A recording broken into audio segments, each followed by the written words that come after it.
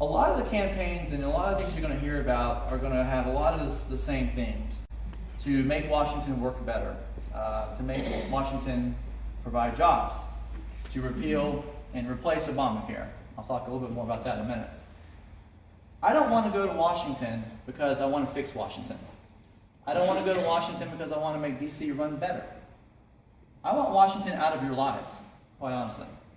I want to get Washington away from the people, and I want to return power and control to the locals. Now, we've heard some speeches already about that tonight, about how important it is to have local control. And if there's enough controversy with Columbia versus Lancaster County versus another county, well, we need to think about how much power Washington has.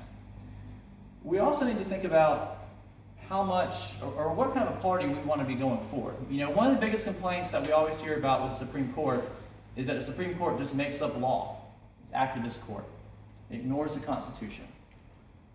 Well, I think we've gotten away from that as a party. I think that we've seen Republicans go to Washington and they get into the Beltway mentality and they end up voting for policies that are not in line with the Constitution.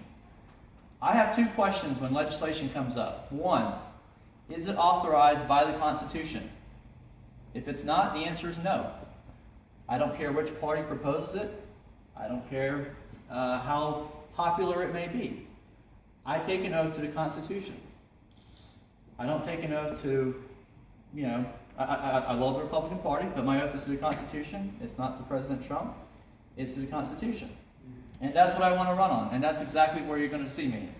The second question I ask is, even if it is authorized by the Constitution, can we save money?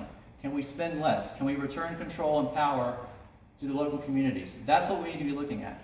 So I'm running because I want to force the government to actually do what all of the congressmen and senators say they're going to do, which is uphold the Constitution.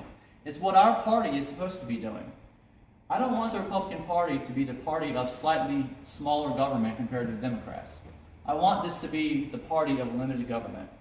And I think we start with that by enforcing the Constitution and by voting for things only when they are authorized by it. Now, on some of the specific issues, for example, I don't want to repeal and replace Obamacare. I want to repeal Obamacare. And that's it. I don't think that having a Republican plan, I think that may work for a while we have a Republican administration. But remember, when a law is passed and the next administration comes in, if it's a Democratic administration, you know what's going to happen to that law. They're going to put people into the DHHS or whatever agency's running it, and they're going to change the law, and then we're going to be back to exactly where we were.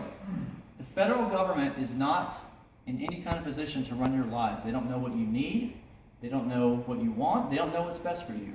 You know what's best for you. You know what's best for you at the local and the county level. And so that's exactly where I'm coming from on these issues. I've signed the Americans for Tax Reform Taxpayer Protection Pledge. I mean, we're already seeing now that Republicans are kind of recognizing that, hey, we've got the control now. We're in power. We have the Congress. We have the White House. A lot of good things are happening. There are proposals to abolish the Department of Education. There are proposals to get rid of civil asset forfeiture, which, if you don't know what that is, it's a pretty bad thing. It's basically the government can come and take your property without even accusing you of a crime and hold it until you prove that you're innocent. If you're suspected of being a drug dealer because you're carrying too much cash, that's something that they can do. President Trump has already done a lot of great executive orders. He did the 1-2 rule on the regulations, where for every one new regulation, 2 have to be abolished. Now that needs to be codified, though. That needs to be passed as an act of Congress. Otherwise, the Democrat gets in there, they're going to reverse it right away. I'm pro-life. Again, I co-founded the pro-life group at Carolina. I've been pro-life all of my life. I'm for gun rights. I own a Smith & Wesson and a shotgun that I keep in my bedroom just in case, because we have had a few break-ins in my area. But that's okay, because I'm a gun owner, I'm a proud gun owner, and I will never vote for any gun control. Not any other.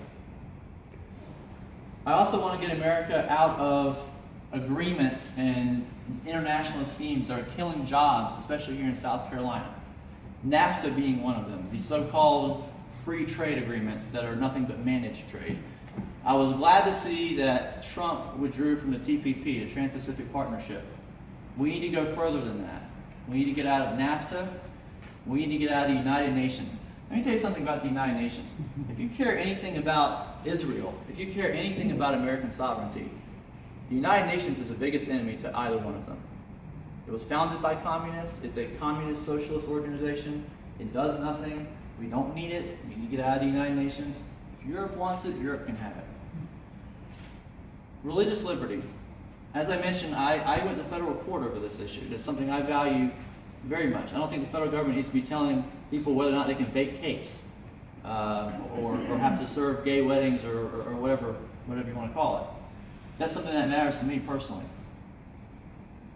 And, you know, I think along the same lines, we've got to look at what we stand for as a party. Are we going to be the party that upholds the Constitution? Or are we going to be the party that's just a little bit less, you know, big government than the Democrats?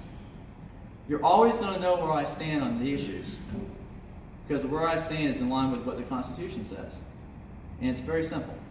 It's something that Mick Mulvaney actually got criticized for. I mean, who out here watched the confirmation hearings? I mean, my gosh. From the left, you got Bernie Sanders attacking him. From the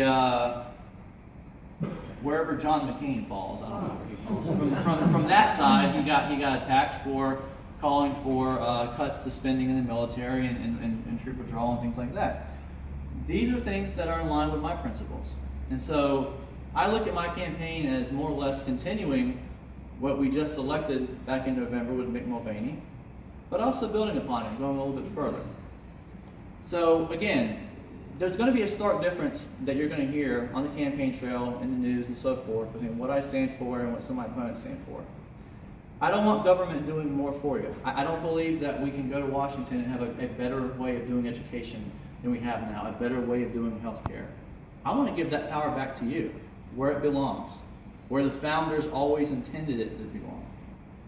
So in closing, I just want to say again to thank everybody that has contacted me. I've spoken to a lot of you already. Thank the Lancaster County Republican Party, my hometown here. I live in Indian Land. For having me here. And I hope to talk with some of you afterwards and meet with you and answer some questions you may have. So I look forward to that, and I appreciate your vote and support. Thank you so much.